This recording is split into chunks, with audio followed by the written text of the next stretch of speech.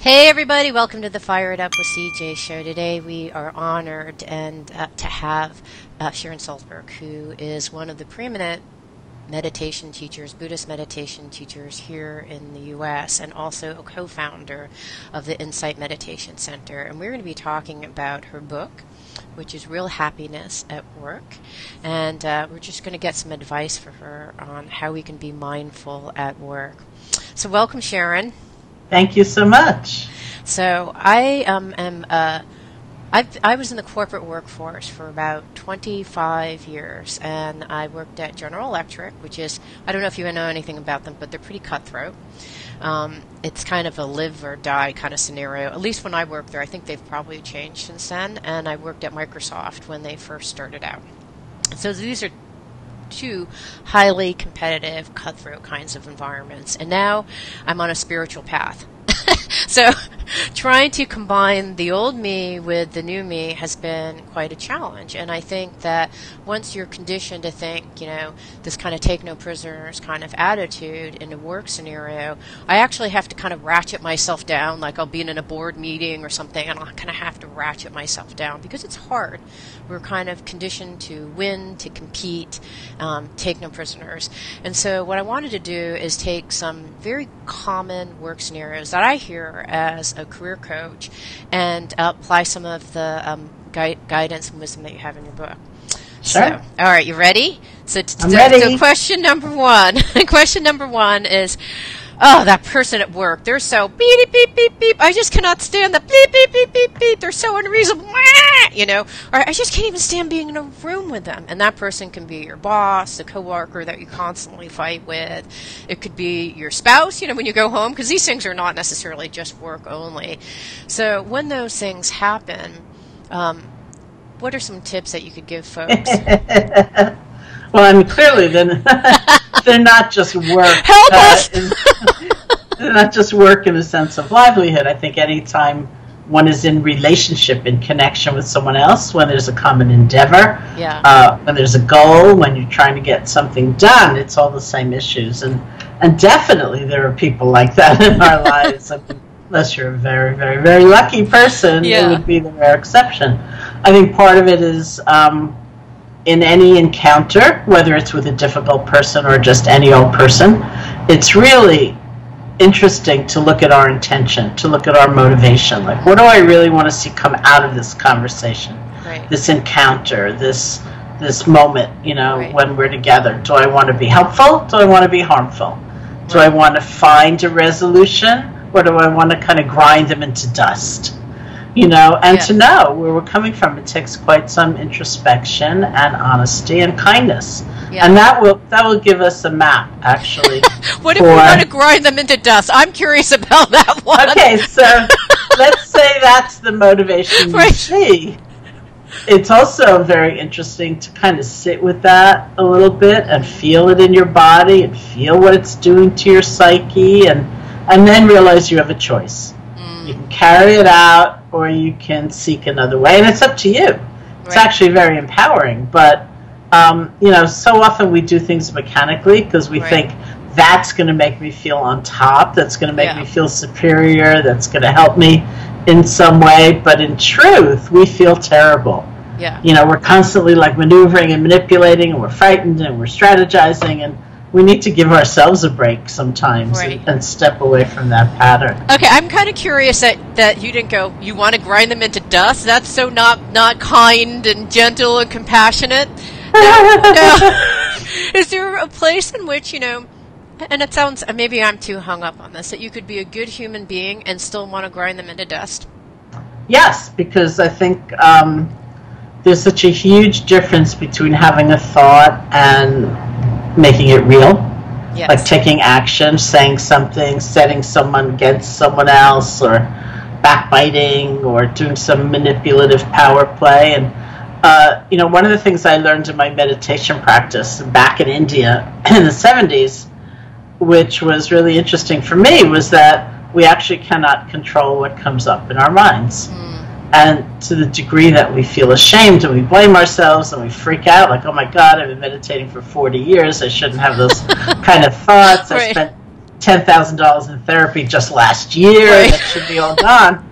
That's just, it's meaningless because we can't stop it. It's like trying to stop the weather. But we can relate completely differently to thoughts. We don't have to take a certain thought to heart. We don't have to believe it utterly. We don't have to take action because of it. We don't have to harm ourselves or harm someone else because of it.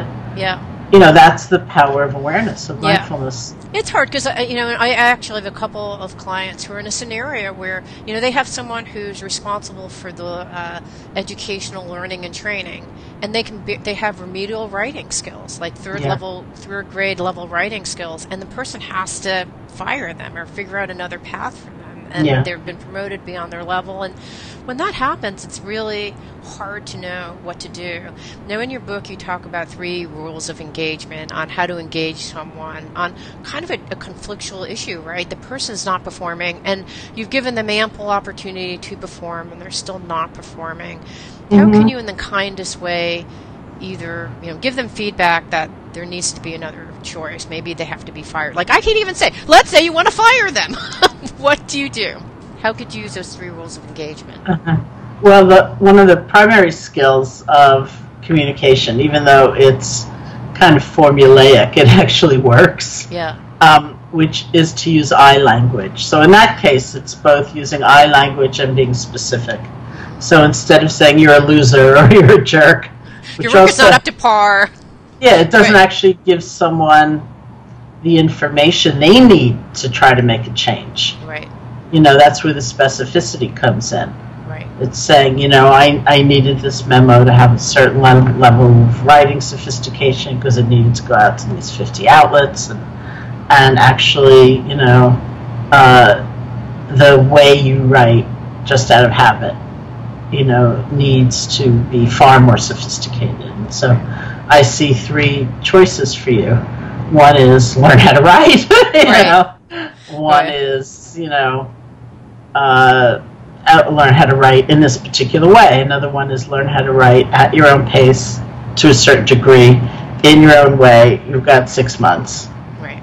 And the other one is, I think you have these talents and they're real, and these skills, and then this is a detriment in this particular role. So what other role here or somewhere else can you play? And then if you have to fire them, you have to fire them. Okay, so here's typically what happens in these 3 scenarios when you're giving someone kind of challenging feedback. Well, no, that was, defense. No, really, it was just that report that was a problem. If you look at all my other reports, they're flawless. Seriously, I think you're incorrectly judging me.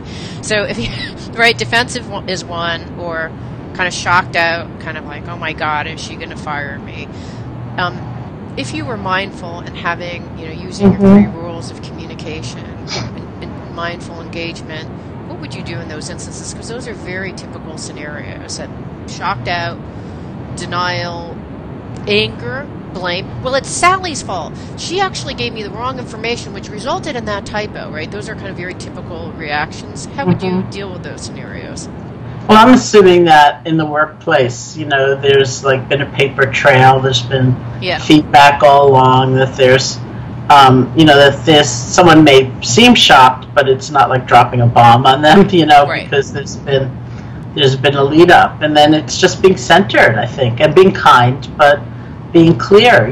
Like if it were just one report, we'd be sitting here and having a different conversation. Right. Yeah. Take a look back at the feedback you received on the last 5. Yeah. How do you deal with instances? Because in the case of denial or blame, the person is oftentimes generating a lot of negative energy and blah, spewing it on you. How do you kind of still gain rapport with them so that they, still gain rapport and connection, but at the same time protect yourself from this kind of vituperative energy? Well, I think in any case, whatever the particular dynamic, we need to do that. Yeah. So part of that is feeling your own body, being aware of what's happening in your body, which could include panic and some reactive state, but really keep on grounding, keep on centering. Right. Be as kind as you can. And if you're using I language rather than you're an idiot kind of language, then you're describing your own experience, and you're describing a kind of reality as best as you can. Right. So you could say, no, so let's say that you're feeling like that person's attacking you.